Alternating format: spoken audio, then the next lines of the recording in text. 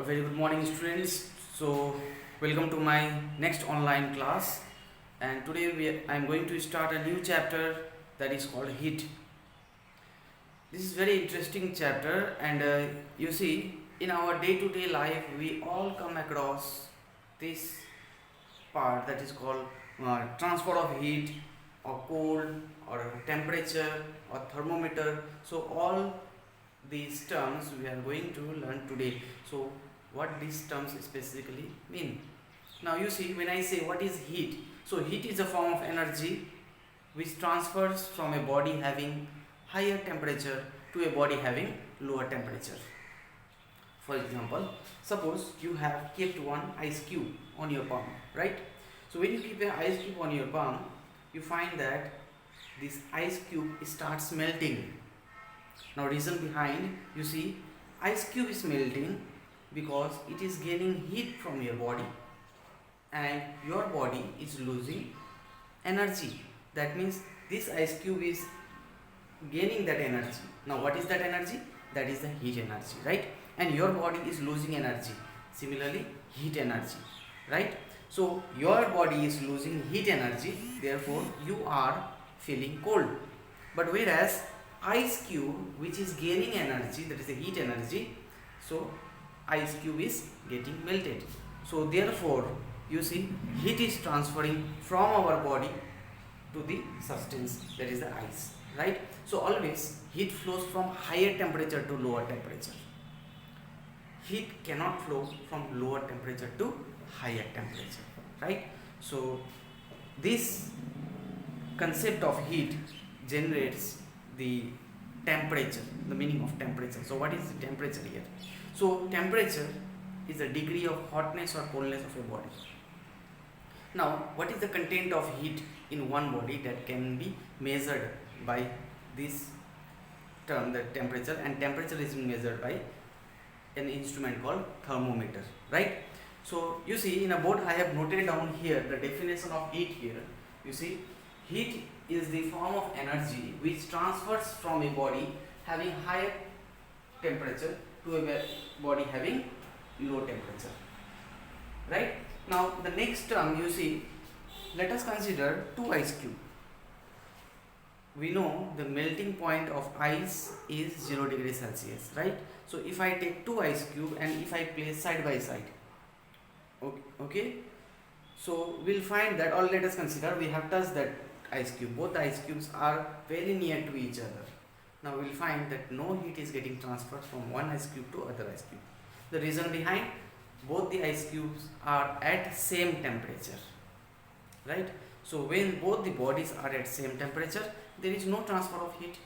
So transfer of heat takes place only when there is difference in temperature, right?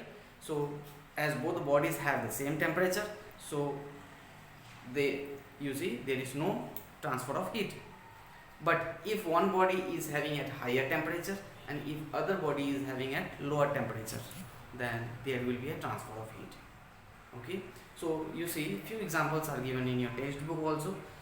When we are out of our house and it is very sunny day, as soon as we come inside our room, we feel cold. Why?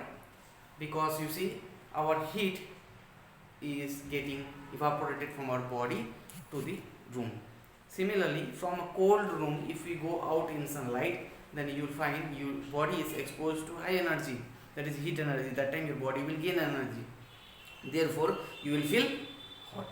So basically heat transfers from a body having higher temperature to a body having lower temperature, and if both the bodies attain same temperature, then there is no transfer of heat, and that state is considered to be as thermal equilibrium. So what is thermal equilibrium? You see here, thermal equilibrium is a state at which there is no transfer of heat between two bodies having same temperature. This means that is, transfer of heat stops when both the body has same temperature. That means if both the body attains the same temperature, then there is no transfer of heat. Okay, so this is true for both the cold bodies and this is true for both the hot bodies. So on the screen you can see these are the effects of heat. So heat is a form of energy. It has the ability to cause a change. That means it can cause a change. Like lids of vessel containing boiling water moved by the steam generated by the heating water. You see, what does this mean? Let us consider a vessel which is containing boiling water, okay, hot water in that vessel. Now if you close the cover of that vessel, there will be production of steam. That means steam will get generated because the water is heated up, right? And due to that steam, that cover will try to come out. So that means this is the application of heat, that means effect of heat. Next you see steam engines also move by heat, right? So heat can also make an engine move.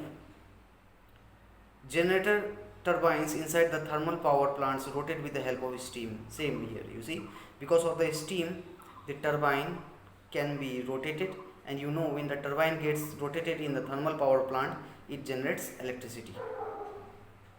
So heat can also change a matter from one physical state to another. Like for example, you see water can change to water vapor when boiled. That means when we boil the water, that means you are supplying energy, heat energy. So water was in a liquid state, now slowly it will turn into vapor. So as you can see in your screen, SI unit of heat is joule. Like we say, what is the SI unit of speed? We know speed is equal to distance by time. Distance we know meter and time is second. So meter per second we say. Now when I say what is the SI unit of heat, that is our energy, and every energy unit is here joule, right? So SI unit of heat is joule. Now other units of heat we can see in terms of calorie also, like all the eatable items, so which we eat, like you can say orange juice or any other eatable items which we bring in our home. You see in the content or the ingredient part, you will find the amount of energy supplied by that eatable items. You see in terms of calorie, right? So 1 calorie equals to 4.2 joule. Similarly, if I say 1 k calorie, 1 k means 1000 calorie, 1 kilocalorie equals to 4.2 into 1000. When you multiply 4.2 into 1000, you will be getting 4200 joule, right? So directly we will say 1 calorie equals to 4.2 joule, 1 kilocalorie equals to how much joule? 4200 joule. Similarly, 1 kilocalorie equals to how much calorie? 1000 calorie, right? 1 k means 1000. Okay, so these are the units of heat. Now we will come to temperature. You see, the content of heat can be measured by knowing its temperature. So the degree of hotness or coldness of an object is called its temperature. So how much an object is heated up, now how much object has heat content in it, or how much an object has low heat content, that means no heat within it. So that can be known from its temperature, that is called temperature, right? And the instrument which is used to measure the temperature of any object is known as thermometer. So you see there are different types of thermometer, clinical thermometer, and in different thermometer there are different scales, right? So different scales means one is called Celsius scale, one is Fahrenheit scale, and one is Kelvin scale, right? I repeat, one is Celsius scale. Celsius scale is also known as centigrade scale. Next one is Fahrenheit scale, and third one is called Kelvin scale. Now the name of this scale is based upon the scientist who has invented it. Like you see, Celsius scale has been invented by Anders Celsius, right? Fahrenheit scale, Daniel Gabriel Fahrenheit, and Kelvin scale was invented by Lord Kelvin, right? This is the Anders Celsius, Celsius, right? Anders Celsius, Daniel Gabriel Fahrenheit, and Lord Kelvin. So these are the, like you see, discoverers. So who has discovered this, or who has invented this different scales of a thermometer, right?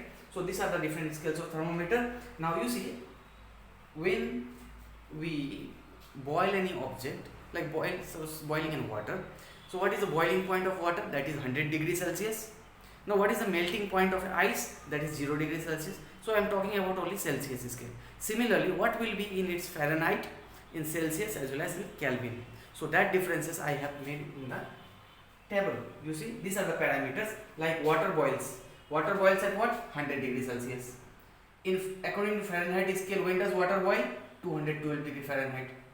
In Kelvin, 373. Similarly, you see, at what temperature water freezes in Celsius? That is 0 degree. Similarly, in Kelvin, 273 and Fahrenheit 32. Right? What is the room temperature in Celsius? That is 23. Room temperature in Fahrenheit scale, that is 72. Room temperature at Kelvin scale, that is 296.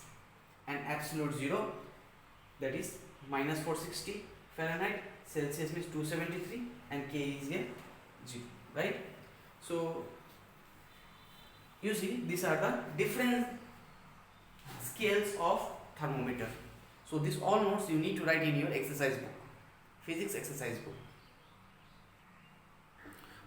So in the screen you can see the different scales of thermometer. So first one we have here Kelvin scale, then we have Celsius scale, then we have Fahrenheit scale. Okay, so freezing point is 0 degree Celsius, boiling point is 100 degree Celsius. Freezing point in Kelvin scale is 273 and you see boiling point is 373. Similarly in Fahrenheit, 32 degree Fahrenheit and 212 degree Fahrenheit. You see, one thing you note here, how many divisions are there in Celsius scale? That is 100 division. That means from 0 to 100, that is 100 division is there. Similarly in Kelvin scale, 273 and 373, 100 divisions are there in this marking, right? But in Fahrenheit scale there is 180 divisions, right? That means lower point and higher point, between there how many divisions are there? That is 180. And both Celsius and Kelvin will have 100 divisions. So this is the formula, you see. In order to convert from Fahrenheit to Celsius, we use this formula. F equals to 9 by 5 into C plus 32. Similarly in Celsius scale, if you want to convert to Celsius scale, then 5 by 9 into F minus 32. And similarly Kelvin scale, degree Celsius plus 273.15, and it is rounded up to 273. Okay, like for example, you see here 0 degree Celsius.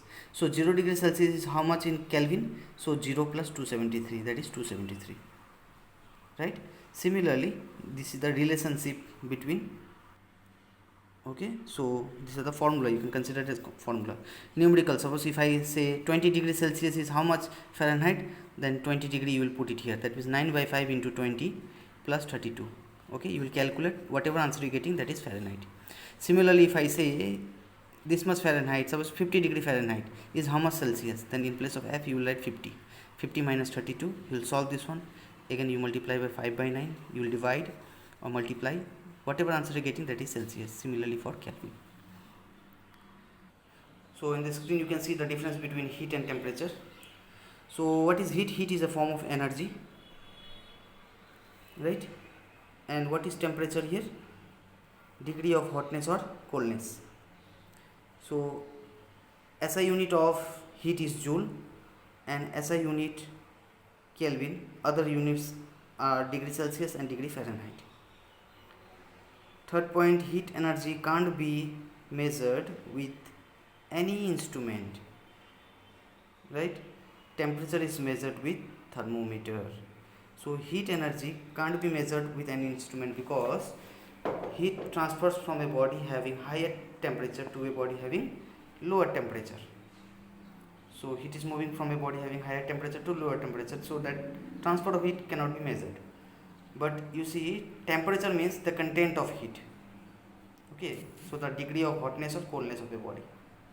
So that can be measured by an instrument called thermometer. So these are the differences between heat and thermometer, right?